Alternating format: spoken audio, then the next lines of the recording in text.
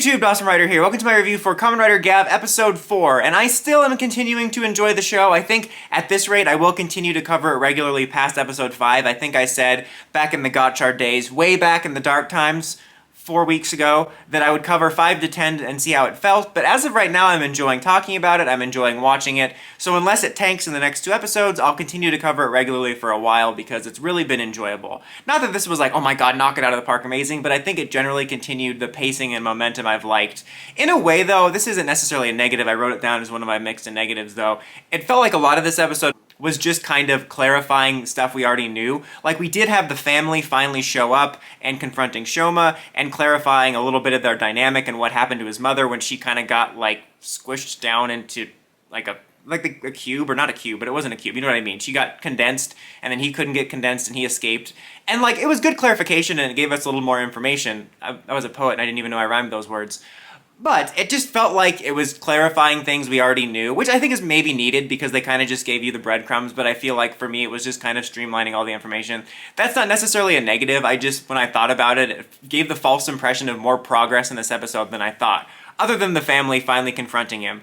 It did, not, I don't say clarify, because I feel like I knew recently that he didn't have amnesia, but it did 100% confirm that. Like, I was curious if there was going to be an amnesia element, because I remember people thinking it was going to be very Agito-esque, and in the back of my mind, I think that just stuck with me, and I thought, is there some sort of amnesia to this? Because obviously he remembered his mother and his time there, but I don't know why, but this just clarified that he remembers everything, which is really interesting because I feel like there's a lot of questions about the whole backstory of that still around, like, the mom and the dad and all that we don't know, and it's just interesting that he actually has those answers, because usually the main character doesn't have those answers. So we're waiting on the answers, but the main character actually has them. But it was nice to see them actually finally confront the villains and kind of set more of a status quo of the heroes versus the villains, rather than him kind of getting in the way of their, like, delivery people or whatever.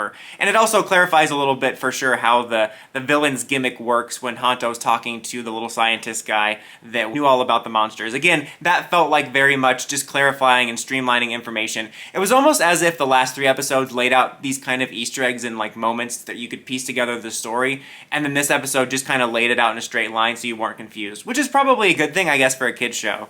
Also, we debut the Marshmallow Form in this episode, so I was pretty happy. It's still my favorite of the ability forms, you know, looking like the Stay Puft Marshmallow from Ghostbusters. It's just a fun-looking form, and it was a really fun fight yet again. I got a kick out of when he was using the sword with the Marshmallow Form and he, like, bounced off his chest or something like that. I don't know, that was just really fun. I feel like there was another, I was thinking there was another moment he did that, and I was like, that was when he was cranking his belt with the giant hand, and I don't know, that was a lot of fun. I really liked the form. And they also gave kind of a mini backstory to it, where yet again we have Shoma meeting people when he's traveling around. He meets these parents that initially mistake him for their dead son, and he's not, but then they kind of take him in, and he gets to experience a little bit more humanity through them.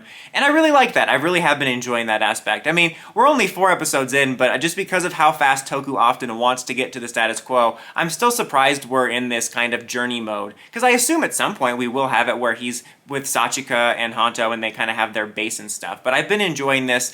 I think it was just a nice little dynamic and a nice little backstory where when they're feeding him, that sounds weird, like he's a stray cat, but they give him the marshmallows as snacks and explain that it was their son's favorite. And again, that's just a small touch that's going to make me remember this form. Like, I'll remember, like, oh, he got this form when he met that nice couple at the beginning of the series. I don't need anything huge, but I think that goes a long way in my opinion, especially after, not just Gotchard, I'm not trying to pick on Gotchard, but a lot of the series run the gauntlet of those forms, and you can hardly remember them in general, but I think if you give it even a small little story like that, I think that was really nice and appreciated. Just a small little positive there. I also really liked Hanto. I guess Hanto's in this too, but Haruto, man, all these names, I just had like a bunch of Toku names flood my brain at the same time.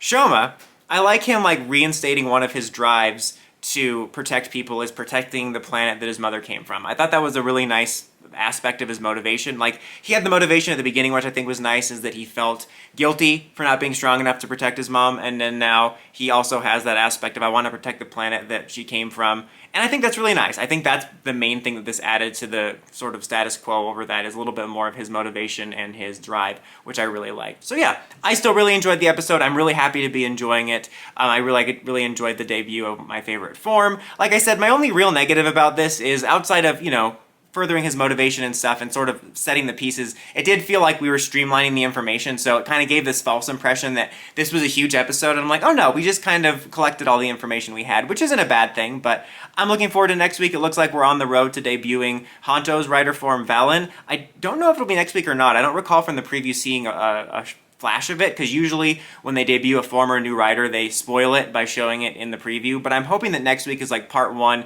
and then maybe he either transforms at the very end and we can get it in episode 6, just because they've had a pretty good momentum, and I think that would be kind of the sweet spot. But what did you think of this week's episode? Let me know in the comments as always. Until next time, don't forget to like, comment, subscribe, and climb the steps and ring that bell to get notifications for my videos. Dawson Rider, signing out.